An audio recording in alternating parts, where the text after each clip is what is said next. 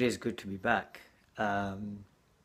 Just recently gone back onto Facebook, so if you know me, add me, find me, whatever. Reconnecting with a lot of old friends there, so it's fun. Wanted to do another video. I've been wanting to do this one for absolutely days, and I had the introduction right down, and then it just slipped my mind. I wanted to do a video about accepting. Now, we all have within us this capacity to live one of the most amazing lives that we could possibly live. To have everything we really want. I know in the media we see these images of the guy who has it all, and he has. I mean, I think there's a Cobra beer advert going around at the moment, and the guy's running two businesses, and he does yoga, and he never sleeps because he's living the dream. Living the dream is a lot easier than you could imagine, and it's quite simple. There's only one ingredient needed, and that is that you have to listen to yourself. We're seeing a phenomenon now in the West where you meet a lot of people, and they're working high flying executive jobs, and they're earning 100k plus, and then one day they'll just leave and end up working, I don't know, in a creche somewhere or in a coffee shop, because they just don't want that anymore. Because what's happening is, while that facade is being maintained by the false self, because there's kind of, in a sense, two selves. There's this true self, which is what you really are, which is what you should really be doing, and which is where you're living your life on a day-by-day basis, on a moment-by-moment basis, and doing what you're meant to be doing, because you're listening to the one person in the world that matters, and that's you. And then there's this false self, which is, like, in a sense, kind of, you're doing everything that everybody wants you to do. Like, so you're working the job that you really don't like, to be in the house that you're never there for, to drive the car that you're struggling to make the payments for, to impress people in society that you really don't give a damn and, quite frankly, don't like. But what you'll do is you'll carry this on. So what you find is a lot of people, instead of accepting what they truly are, what they're going to do is they're going to get involved in a situation where they're going to basically do everything they possibly can not to face themselves. Now, this can take a variety of means, enter into bad relationships, enter into bad career choices, relationship choices. You can even do things whereby outwardly you're looking really successful. So, you enter into a bad career choice in the sense of, no, you don't take a bad job. This time you take a really good job. It's like 100k plus a year job working in a bank, and everyone's like, wow, isn't he doing so well? Or isn't she doing so well?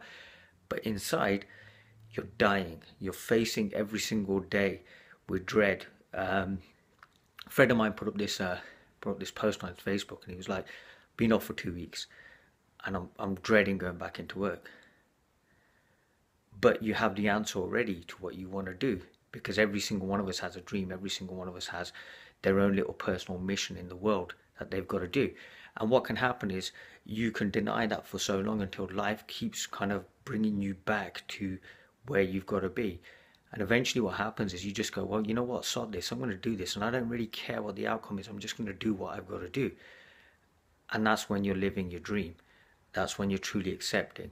Allow whatever is going to come to you to come to you. You hear of all these examples of people that are struggling in jobs because they're trying to make ends meet, and they're like, oh no, money's the object of my life. It's everything. I need money to be happy. I need money to be happy. And it's never really enough.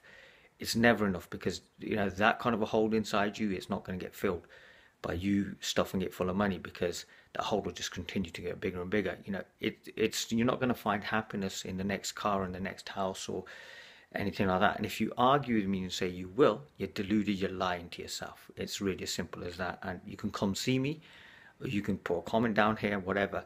Yes, money does make the ride more enjoyable, but it's not the be all and end all. True happiness stems from within, actually listening to what you're meant to be doing. I love this classic example. There's a book called City Boy. There's a guy called, I think his name is Grant Anderson. He wrote this book called City Boy. And for 10 years, he's this high-flying banker. He's literally hating his life, but he's styling it through, as he says in the book. He's just styling it through. And one day he realizes he can't do this. He can't do this because he puts his entire worth into beating a certain other analyst. Eventually what happens, he writes a book about it and ends up kind of getting everything he always wanted, but doing something he wanted to do.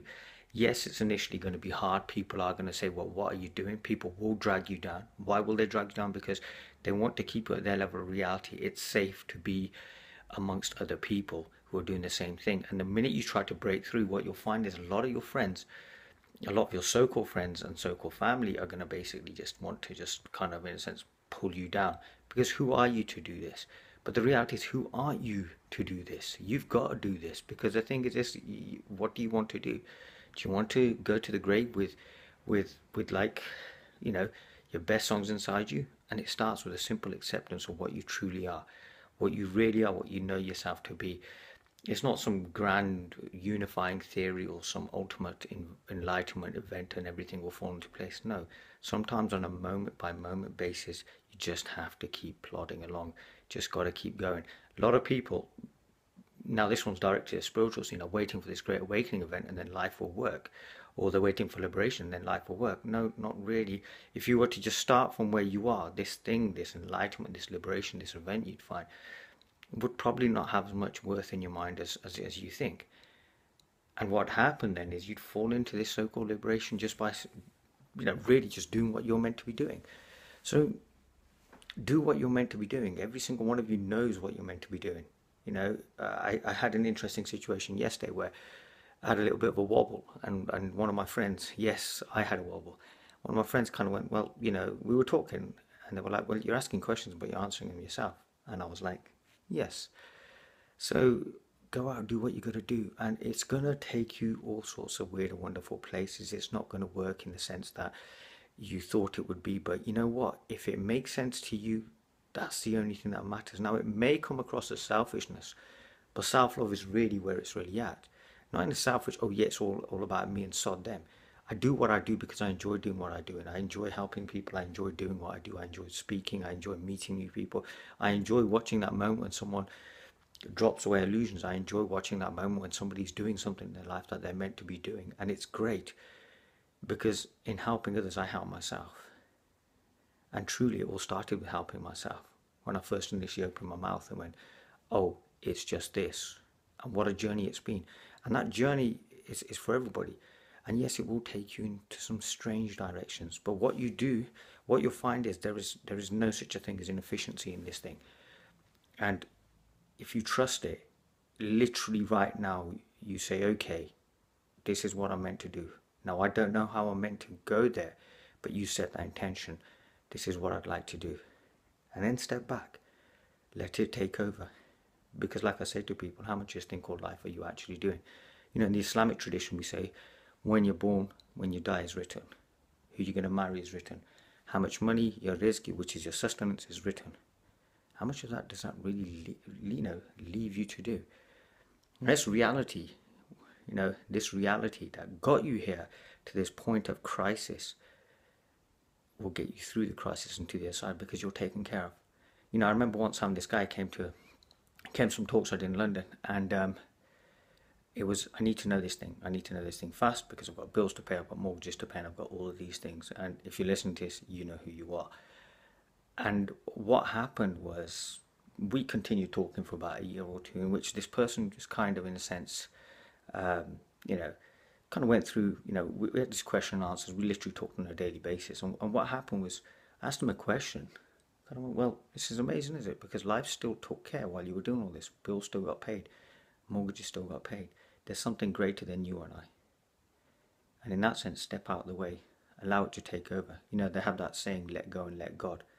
Well, let go and let God. And let's see what happens next then. Have a good one.